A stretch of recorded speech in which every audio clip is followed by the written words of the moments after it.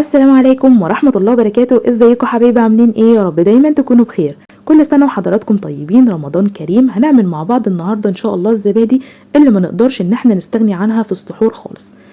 بصوا بقى، هنعمل الزبادي النهارده بجميع اشكالها وجميع الاطعمه بتاعتها. هنعملها الزبادي البيت العادي وزبادي الماكينه، وكمان هنعمل زبادي الشركات. تحفه جدا وناعمه وكريمي جدا وطعمها بجد روعه. لما تجربيها هتعجبك باذن الله. مفيش انعم من كده ولا اطعم من كده. لما تجربيها هتعرفي ان هي اطعم من بتاعه بره بكتير جدا ويكفي نظافتها.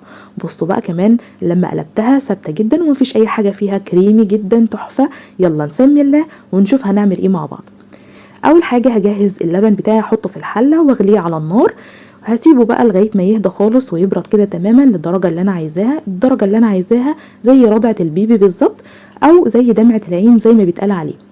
هجربه معاكم دلوقتي بالمعلقه كده. هحس معاكم درجه الحراره بتاعتنا. يعني مجرد ان انت تحط صبعك كده ل 30 ثانيه، لو اتحملتيها يبقى هي دي درجه الحراره اللي احنا عايزينها. بصوا طبعا سوري الموقف دون، بس لازم اعرفكم انا عملت ايه. بحسه كده بصبعي لمجرد 30 ثانية بس، وبعد كده بقى بشيل الوش اللي اتجمع ده. طبعا مع درجة الحرارة بتاعة اللبن لما بيهدى بيتجمع وش اللبن كده. انا طبعا هستخدم وش اللبن ده عادي في الزبادي خالص، مفيش مشكلة. بس انت لو مش حابة ان انت تستخدميه هتحطيه في علبة او في كيس من اكياس التلاجة وتحطيهم في الفريزر، وقت ما تستخدميه في اي وصفة تانية هتلاقيه. هبدأ بقى اجهز ال2 لتر بتوعي اللبن، هقسمهم على بولتين. هحط في كل بولة لتر من اللبن. عايزة تستخدمي نص الكمية، يعني تعملي لتر بلتر براحتك برضو، حسب برضو عدد افراد اسرتك. هحط بقى في اول بولة كده انا هستخدمها. هحط في البولة اللي حطيت فيها وش اللبن، هحط عليها معلقتين لبن بودر. وكمان هجيب زبادي بلدي عادي، ايا كانت الزبادي بقى اللي انت بتستخدميها البلدي. هحط كده العلبة كلها. دي العلبة دي وسط، مش صغيرة ومش كبيرة، يعني هتجيب لي حوالي كده 3 معالق كبار من الزبادي البلدي. وهضيف كده كبشة من اللبن علشان احط كل المكونات دي بقى في الخلاط علشان انعمها. عندك هاند بلندر تقدري تستخدميه عادي، مفيش مشكلة. خلاص كده انا نعمته. هزوده بقى او هنزله في البولة اللي فيها اللبن، وهبدأ ان انا اقلبهم كده تقليبة سريعة بالمضرب اليدوي. تمام كده، مفيش اسهل من كده. كده خلاص الزبادي معانا خلصت خلاص. اهم حاجة ان انت تحافظي على درجة حرارة اللبن، ما تكونش عالية قوي ولا تكون طبعا منخفضة عن كده. هجهز بقى البولات بتاعتي، سواء بولات بورسلين او بولات فخار او كوبايات عادية من كوبايات الشاي، ايا كان اللي انت عايزاه. انا حطيت كده، ضفت تاني اللبن في الشفشق بتاع الخلاط علشان اقدر ان انا اصب منه بكل سهولة. بس كده خلاص. طبعا البولات بتاعتي ناشفه جدا، ما فيهاش اي حاجه من الميه، مغسلاها ومنشفاها كويس جدا. وهبدا ان انا اصب فيها الخليط بتاعي. جبت بقى الصاج بتاعي او اي صينيه عندك، مفيش مشكله. وهبدا ان انا اضيف فيها البولات بتاعتي كده زي ما حضراتكم شايفين. في الوقت ده انا سخنت الفرن وسبته لما وصل لدرجه حراره كويسه، يعني حوالي سبته 10 دقايق كده. وبعد كده طفيت النار. طفيت النار دي اهم حاجه ان انت تركزي، يعني بولعه من تحت كده لمجرد 10 دقايق، وبعد كده اطفي الحراره بتاعته. واجهز الزبادي بتاعتي وادخلها على طول على الفرن بتاعي. سخنت ميه هنا وهضيفها بقى في الصاج بتاعي او في الصينيه. هوصل الميه دي لربع بالظبط، ربع البوله بتاعتي او ربع الكوبايه اللي انا هستخدمها. طبعا الميه هنا برضو مش سخنه، يعني مش بتغلي، انا سخنتها بس. لكن هتغلي معاكي، هتوصل برضو الزبادي معاكي لدرجه حراره احنا مش عايزينها، فهتطلع معاكي مفتوله. هغطيها بقى بستريتش راب او ممكن فوطه علشان احبس حراره الميه اللي موجوده معانا. يعني احنا كده عملنا فرن للزبادي، مش محتاجين بقى جهاز الزبادي خالص لو مش عندنا. يعني بصي، دي اسهل طريقه وابسط طريقه وهتطلع لك النتيجه ممتازه جدا. هغطيها كمان بورقه فويل علشان اكون محتفظه بالحراره اللي انا حطيتها من الميه. هغطيها كده كويس واقفل عليها كويس جدا. مفيش اسهل من كده. زي ما قلت لحضراتكم، في الوقت ده الفرن معايا ساخن. هحطها بقى كده في الفرن لمدة 3 ساعات. طبعا طافية النار، ركزوا معايا، طافية النار. وهحطها بقى كده لمدة 3 ساعات. دلوقتي بقى انا هجهز معاكم زبادي الشركات. انا ضفت هنا كوبايتين من الزبادي اللي بالفراولة، وهضيف عليها معلقتين من كريم شانتيه. عايزة تستغني عنهم مفيش مشكلة. وكمان معلقة سكر بودر. يعني انا ضفت دلوقتي معلقتين من السكر بودر و3 معالق كبار من الكريم شانتيه الخام، وهضيف كده كبشة صغيرة من اللبن او كبشتين عادي، يعني مفيش مشكلة في المقدار ده. واهم طعم بقى واهم اضافة احنا هنضيفها دلوقتي وهي شربات الفراولة. هضيف ربع كوباية من شربات الفراولة على اللتر اللبن بتاعنا، هنضيف ربع كوباية. وهضيف تاني المكونات دي كلها في الخلاط علشان تبقى ناعمة وكريمي جدا وميبقاش فيها اي تكتلات. هطحنها في الخلاط او بالهاند بلندر، وهبدأ ان انا ازودها على اللبن بتاعنا اللي هو اللتر، وهبدأ ان انا اقلبها برضو تقليبة سريعة كده بالمضرب اليدوي علشان كل المكونات تتجانس مع بعضها. وهبدأ تاني ارجعها تاني في الخلاط علشان اعرف ان انا اصب بيه. تمام كده زي الفل. طبعا اللبن معايا خلي بالي ان هو يكون دافي، اقدر ان انا اتحمل درجة حرارته.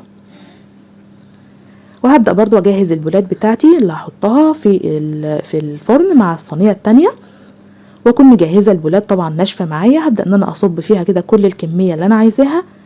ونفس الموقف في الوقت دون انا مسخنة مية على النار، هحطها في قاع الصينية من تحت زي ما حضراتكم شايفين كده. مفيش اسهل من كده. انا عملت معاكم الزبادي شركات اللي هي الفراولة والزبادي البيت العادية البلدي، وهنحطهم مع بعض دلوقتي في الفرن. هيطلع معاكي احلى زبادي ممكن تاكليها في حياتك.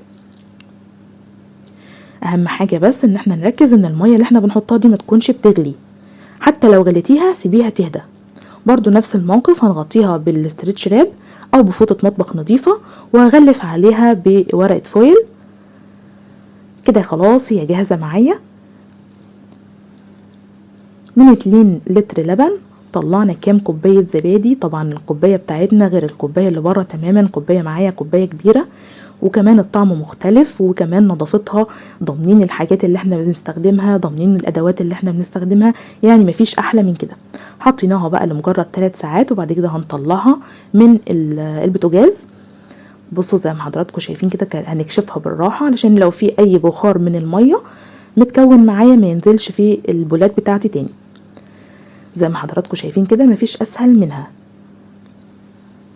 هحطها بقى ساعة كده في التلاجة، هصفي بس الصاج بتاعي من المية واحطها بقى مجرد ساعة كده في التلاجة، وبعد كده ناكلها بألف هنا.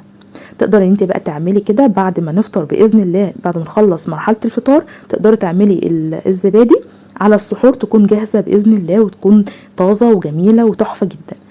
ودي كمان زبادي الشركات او زبادي الفراولة، بصوا جميلة جدا وناعمة ومفيش اطعم من كده. اعتقد ان شكلها بيتكلم عن نفسه، تحفة جدا وكريمي زي ما حضراتكم شايفين، بجد روعة. والكوباية ما شاء الله حجمها حلو جدا. لو جيتي تشتري كل ده من بره هيعمل معاكي مبلغ كبير، انت متكلفتيش اكتر من ان انت جبتي لتر اللبن وبقية المكونات عندك في البيت. تقدر تستغني عن الكريم شانتيه عادي مفيش مشكلة، بس اللبن البودر بصراحة بيديلها طعم حلو قوي قوي قوي. لو مش عايزاه مفيش مشكلة برضو تقدر تستغني عنه.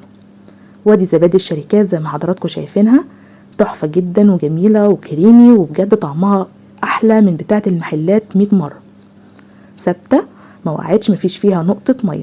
دلوقتي هبدأ ان انا اجهز معاكم زبادي بيتي برضو، بس زبادي الماكينة.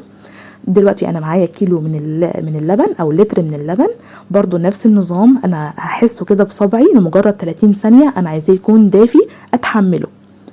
هجهز بقى معاكم دلوقتي طبعا حشت وش اللبن بعد ما غليته، نفس اللي انا عملته بالظبط معاكم. وهضيف هنا دلوقتي معلقتين من اللبن البودر، تمام كده. وكمان هضيف معلقتين من كريم شانتيه، وكمان هضيف بقى في دي سكر. لو انت حابه ما تحطيش السكر زي ما عملت قبل كده مفيش مشكله، يعني انا دلوقتي ضفت معلقتين سكر بودر حسب التحليه اللي انت تحبيها، عايزه اكتر من كده مفيش مشكله.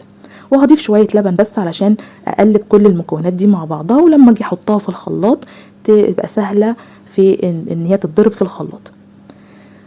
هحطها برضو في الخلاط كده اخلطها علشان تبقى ناعمه ميبقاش فيها اي تكتلات. مش عايزه تحطيها في الخلاط، اعتقد ان هي كفايه عليها بالمضرب اليدوي وكده. لو ضربتيها كويس جدا لمده 3 دقايق بصوا بالخلاط سهله خالص وما فيهاش اي حاجه. انت كده مجرد ما عملتي الترتيبات دي خلاص بقى معاكي احلى زبادي في البيت. هضيف بقى المكونات اللي انا ضربتها بالخلاط دي على بقيه اللتر بتاعنا بتاع اللبن. وهقلب برضو تقليبة سريعة كده، وهبدأ ان انا اصبها في الكوبايات بتاعة الجهاز بتاعي. تمام كده، هبدأ بقى ان انا اصبها في الكوبايات اهو. برضو الكوبايات معايا نظيفة متعقمة، ما فيهاش اي حاجة خالص من المية، لازم اخلي بالي من دي. يعني في حاجات كده بسيطة للزبادي تخلي بالك منها، هيطلع معاكي الزبادي احلى من بتاعت بره بكتير. لو جربتيها في البيت مش هتشتريها تاني من بره ابدا. هبدأ بقى ان انا احوش الفراغات كده اللي حصلت طبعا من الكريمة والضرب في الخلاط، فبيحصل فراغات هوا كده بخلة، تقدري ان انت تدوبيها بس كده علشان ما تطلعش معاكي بعد كده في الشكل معاكي واضحة. يعني مش عايزة وعايزة تسيبيها زي ما هي مفيش مشكلة. هحطها بقى في الجهاز بتاعي كده، ومجرد ما احطها هغطي الغطا بتاع الجهاز واضيف واشغل عليه. هحط الفيشة بتاعته واسيبه بقى لمجرد 6 ساعات متواصلة في الكهرباء. هفتحه اهو اشغله، انا خلاص حطيت الفيشة، وهبدأ ان انا اغطيه بالغطا البلاستيك بتاعه. تمام كده لمجرد 6 ساعات، وهبدأ ان انا اكشف الغطا ده من عليه. واهم حاجة برضو خلي بالي من قطرات المية اللي هتبقى في الغطا ده، وانا برفعها ما تنزلش في الكوبايات بتاعتي تاني. هسيبه بقى كده على مدار 6 ساعات لغاية ما توصل للقوام اللي انا عايزاه المتماسك الجميل. بصوا شايفين البخار اللي قلت لحضراتكم عليه؟ انا خلاص طفيت النار. طبعا كل جهاز بيبقى مكتوب عليه التعليمات بتاعته. الجهاز بتاعي ده تقعدي 6 ساعات مشغلاه، وانا اشيلها بسرعة جدا علشان مفيش اي قطرات من المية تنزل في الزبادي. زي ما حضراتكم شايفين يعني مش محتاجة ان هي تدخل التلاجة اصلا، ناعمة وكريمي ومتماسكة جدا زي ما حضراتكم شايفين كده، حتى مفيش فيها اي فراغ هوا من جوه. تحفة بجد. ودي طبعا طعمها مسكر غير اللي احنا عملناها اول الفيديو. بصوا قلبتها اهو فترة طويلة اهو، مفيش اي حاجة ولا نقطة مية نزلت ولا هي اتحركت من مكانها، ثابتة جدا. هبدأ بقى اغطيها بالغطا بتاعها واحطها في التلاجة برضو ساعة كده عشان تكون جاهزة للاكل. بصوا مفيش احلى من كده بجد، لو جربتيها هتعجبك جدا. يلا بقى ما تنسونيش باللايك والشير وتفعيل الجرس. دمتم في رعاية الله وامنه، والسلام عليكم ورحمة الله وبركاته.